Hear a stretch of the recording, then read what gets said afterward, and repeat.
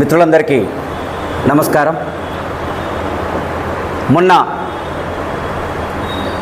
తెలంగాణ ప్రియతమ ముఖ్యమంత్రి మన రేవంత్ రెడ్డి గారు ఢిల్లీలో మాట్లాడుతూ అరవింద్ కేజ్రీవాల్ గారి పైన అనుచిత వ్యాఖ్యలు ఏవైతే చేశారో వాటిపైన వెంటనే క్షమాపణ చెప్పాలని ఆమ్ ఆద్మీ పార్టీ తెలంగాణ శాఖ డిమాండ్ చేస్తుంది.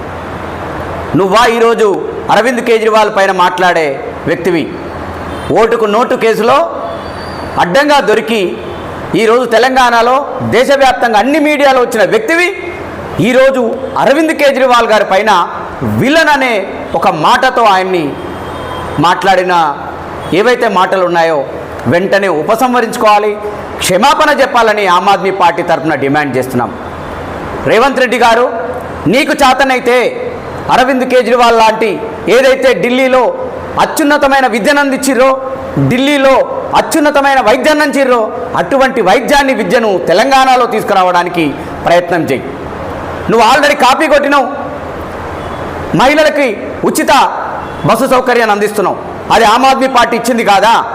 అలాగే ఉచిత విద్యుత్తును అందిస్తున్నావు, అది ఆమ్ ఆద్మీ పార్టీ తెచ్చింది కాదా ఢిల్లీలో?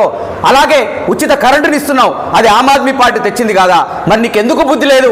అటువంటి మంచి వ్యక్తి, అటువంటి పేదల పక్షాన ఉన్న వ్యక్తి పైన నీకు ఇష్టం వచ్చినట్టు మాటలు మాట్లాడుతున్నావు. ఖబర్దార్, నువ్వు తెలంగాణ బిడ్డవే, నేను కూడా తెలంగాణ బీసీ బిడ్డగా మాట్లాడుతున్నా.